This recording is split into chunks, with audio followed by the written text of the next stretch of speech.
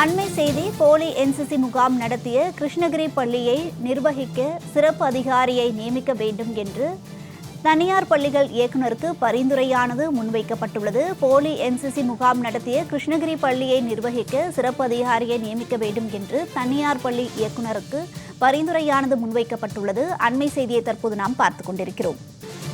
தனியார் பள்ளி இயக்குநருக்கு தற்போது சிறப்பு அதிகாரியை நியமிக்க பரிந்துரையானது முன்வைக்கப்பட்டுள்ளதாக தகவல் கிடைத்துள்ளது. அண்மை செய்தியை தற்போது நாம் பார்த்துக் கொண்டிருக்கிறோம். விரிவான விவரங்களுடன் செய்தியாளர் மகேஸ்வரி இணைப்பில் இருக்க அவரிடம் விவரங்களை கேட்டு அறியலாம். வணக்கம் மகேஸ்வரி, இது குறித்தான விவரங்களை பதிவிடுங்க. கிருஷ்ணகிரி தனியார் பள்ளியில் நடந்த போலி என்சிசி முகாமில் மாணவர்களுக்கு பாலியல் தொல்லை அளித்தது தொடர்பான வழக்கின் விசாரணை என்பது சிபிஐக்கு மாற்ற கோரி வழக்கறிஞர் ஏபி சூரிய பிரகாசம் சென்னை உயர்நீதிமன்றத்தில் மனு ஒன்றை தாக்கல் செய்திருந்தார். இந்த வழக்கை விசாரித்த சென்னை உயர்நீதிமன்றமானது உத்தரவு ஒன்றை பிறப்பித்திருந்தார்கள். அதன் அடிப்படையில் தமிழக அரசு சார்பில் அமைக்கப்பட்ட பன்னோக்கு சிறப்பு குழுவினுடைய தலைமை IAS அதிகாரி ஜெயஸ்ரீ முரளிதரன் சார்பில் அறிக்கை ஒன்று தாக்கல் செய்யப்பட்டது. அந்த அறிக்கையில் சிறப்பு குழு சம்பந்தப்பட்ட பள்ளிகள் சென்று பாதிக்கப்பட்ட மாணவிகள், அவர்களது பெற்றோர்கள் மற்றும் ஆசிரியர்களுக்கு உளவியல் ஆலோசனைகளை வழங்கியதாகவும் பாதிப்பில் இருந்து விரைந்து மீண்டு வர அனைத்து நடவடிக்கைகளையுமே எடுத்துள்ளதாக குறிப்பிடப்பட்டுள்ளது.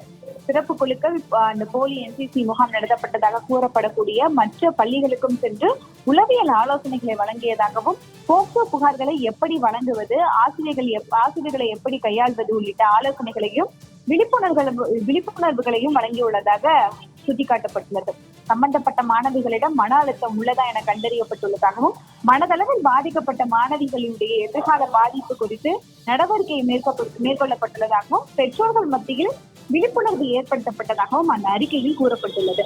இதுபோல கல்லூரிகளில் மாணவர்களிடம் மன அழுத்தத்தை குறைக்க பிரத்யேக உளவியல் ஆலோசனை மையங்கள் அமைக்க பரிந்துரைக்கப்பட்டுள்ளதாகவும், இதே போல பாலியல் தொந்தரவு பிரச்சனைகளை உதவி எண்களில் தெரிவிக்க ஊக்குவிக்கப்பட்டதாகவும் அந்த அறிக்கையில் கூறப்பட்டுள்ளது.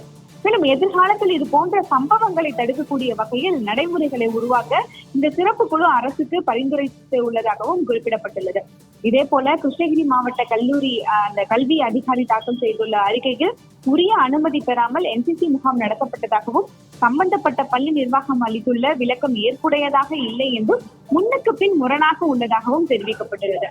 மேலும் சட்டத்திற்கு புறம்பாக செயல்பட்ட பள்ளியை நிர்வகிப்பதற்காக சிறப்பு அதிகாரியை நியமிக்க தனியார் பள்ளி கல்வி இயக்குநருக்கு பரிந்துரைக்கப்பட்டுள்ளதாகவும், அந்த பரிந்துரை தீவிர பரிசீலனையில் உள்ளதாகவும் தெரிவிக்கப்பட்டுள்ளது. இந்த வழக்கினுடைய அடுத்த கட்ட விசாரணையை பொறுப்பு தலைமை நீதியரசர் கிருஷ்ணகுமார் மற்றும் நீதியரசர் பாலாஜி அடங்கிய அமர்வானது செப்டம்பர் 12ஆம் தேதிக்கு தற்போது தள்ளி வைத்துள்ளார்கள். மகேஸ்வரி, விவரங்களுக்கு நன்றி.